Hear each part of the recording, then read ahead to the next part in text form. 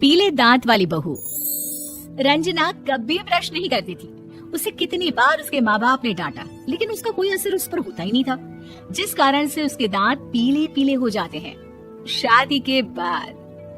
अरे बहू, वैसे तो तुझ में कोई कमी नहीं है, पर तेरे दांत इतने पीले कैसे हैं बेटा? कैसे मतलब? कोई सर्जरी थोड़ी ना कराई है। वो तो क्या नाम, मैं ब्रश नहीं करती थी तो पीले हो गए। अब क्या करूं? आप कहे तो लाल करवा लूं या फिर काले? यार ये क्या है, क्यों माँ से लड़ रही हो? लड़ रही हूँ? अरे मैं लड़ रही हूँ या ये बोल रही है कि दांत पीले है, पीले। अरे तपस्या थोड़ी ना की है इन्हें पीले करने के लिए। बकायदा ब्रश नहीं किया है 20 साल तक, तब जाकर। छी, कैसी बात कर रही हो? ये उस वक्त तो पीले नहीं थे जब हम लोग तुम्हें देखने आए थे। अरे तब साफ करवा लिया होगा डेंटिस्ट के पास जाकर। अब देखो कैसे पीले पीले लग रहे हैं। रंजना सास की तरफ गुस्से से देखती है। फिर शुरू हो गई पीले पीले पीले। अरे पीले तो तब भी थे जब मेरे हाथ का रसगुल्ला उड़ा उड़ा कर खा रही थी और बोल रही थी, लड़की नहीं गुणों का खजाना दे रहे भाई साहब आप। खैर अब वो लोग करते भी तो क्या करते, पीले दांत वाली बहू पल्ले पड़ी थी तो झेलना तो था ही। एक दिन कीर्तन में रंजना गाना गा रही थी। अरे कमला बहन, माँ का द्वार है, यहाँ तो सब शुद्ध होकर आते हैं, फिर अपनी बहू को ब्रश भी नहीं करवाती तुम। दूर से पीले पीले दांत भक्ति में बाधा उत्पन्न कर रहे हैं। अरे कोई 2 साल के बच्चे थोड़ी ना लेकर आई हूँ मैं बहू बनाकर।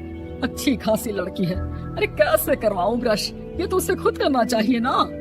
अब माँ बाप तो इसके जैसे तैसे निपटा दिए, ये नहीं सोचा कि सास कैसे संभालेगी। सास बहू को लेकर घर आ जाती है, लेकिन सोच लेती है कि अब इसे लेकर कहीं नहीं जाएगी। अगले रोज बहू कहती है, अरे क्या हो गया, मंदिर नहीं जाना क्या? कीर्तन का वक्त हो रहा है। मेरी मधुर वाणी से कान्हा जी जागते हैं और सोते हैं। आप तो जानती है ना उनकी भक्ति में कितना मन लगता है मेरा। वो क्या है ना, तबीयत ठीक नहीं लग रही है मेरी, आराम करूंगी मैं। तबीयत ठीक नहीं लग रही? अभी तो मिथुन के गाने पर नाच रही थी आप, और अब बोल रही है कि तबीयत ठीक नहीं लग रही। अरे भक्ति में मन लगा लो सासू माँ, ऊपर जाना है, क्या मुंह दिखाओगी आप? हाँ? सास को बहू की बात पर गुस्सा आ जाता है। मैं क्या मुंह दिखाऊंगी, इसकी चिंता तो ना कर, समझी? अपने मुंह की चिंता कर, जो ये पीले पीले दांत लेकर हर जगह पहुंच जाती है। पता है लोग कितना मजाक बनाते हैं। ना जी ना, मैं नहीं जाना कहीं तेरे साथ। तो ये बात है, कोई ना, मत जाओ, मैं अपने कमरे में ही बैठकर भक्ति कर लूंगी। ऊपर वाला दांत थोड़ी ना देखता है, मन देखता है, भावना देखता है। और अरे बस बस, तू सब कुछ दिखा, बस ये सफेद चमकदार दांत ना दिखाना किसी को, है? जा यहाँ से। बहू को सास की बात का कोई फर्क नहीं पड़ता, वो तो जैसी थी वैसी ही रह जाती है। सुबह नहाकर किचन में खाना बनाना, फिर खाना खाना, कीर्तन भजन करना और सो जाना। एक दिन, माँ जी मैं सहेली के घर जा रही हूँ, शाम को लेट आऊंगी। हाँ तो जाना, मैंने कौन सा तेरी आरती करनी है घर पर बैठकर। रंजना सहेली के घर जाती है, जहाँ वो पार्टी में जाने की तैयारी कर रही होती है। अरे शिखा, कहाँ जाने की तैयारी कर रही है? मैं गलत वक्त पर आ गई क्या? अरे नहीं यार, उल्टा सही वक्त पर आ गया। मैंने ये साड़ी और ज्वेलरी निकाली है यार, शाम को इनके ऑफिस की एक पार्टी में जाना है। बताना कैसा लग रहा है ये सब?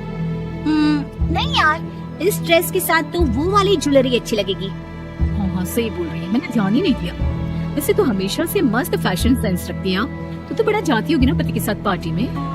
रंजना कुछ नहीं बोलती, बस सोचती है कि यार काश ये बात सही हो जाती, पर मैं क्यों नहीं जाती पार्टी में? क्या इन लोगों की कोई पार्टी होती नहीं होगी? रंजना घर आती है और रात में पति से सवाल करती है, एक बात बताइए, आप मुझे किसी पार्टी में क्यों नहीं ले जाते? क्या आपके यहाँ ऑफिस में पार्टी नहीं होती? पति बेचारा क्या कहता कि दांत पीले हैं तुम्हारे इसलिए। अरे कोई पार्टी होती नहीं हम लोगों के ऑफिस में, तो कहाँ से लेकर जाऊँ?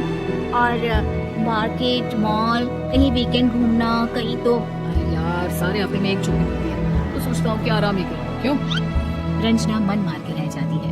पहले कभी सास के साथ मंदिर जाया करती थी, लेकिन वो भी सास ने ले जाना बंद कर दिया। घर बैठी बैठी रंजना बोर हो जाती है। तभी उससे आइडिया आता है और वो मायके जाने का सोचती है। सासू माँ, 2 दिनों के लिए मम्मी के घर जा रही हूँ। अच्छा ठीक है, आराम से जा। और हाँ, माँ से कुछ अच्छी आदत सीख कर आना कि कैसे शरीर के हर भाग की तरह दांतों की सफाई भी जरूरी होती है, समझी? शुरू हो गई ना आप?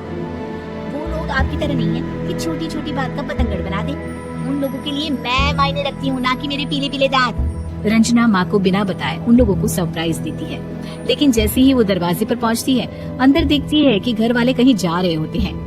अब माँ, काश रंजना दीदी के दांतों वाली प्रॉब्लम नहीं होती तो वो भी हम लोगों के साथ चलती ना बुआ जी की बेटी की शादी में।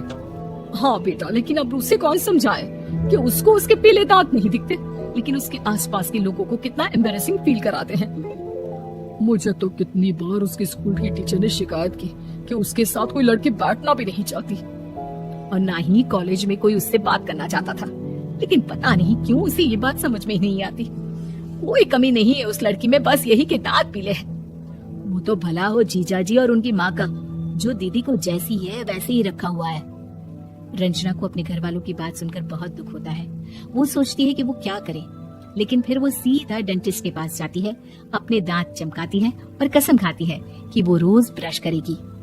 अरे क्या हो गया, तुम तो 2 दिनों के लिए गई थी ना, पर कोई ना, अच्छा है चलो आ गई तो। रंजना सास के सामने आकर खड़ी हो जाती है और पूरी स्माइल करती है, उसके चमकदार दांतों को दिखाती हुई।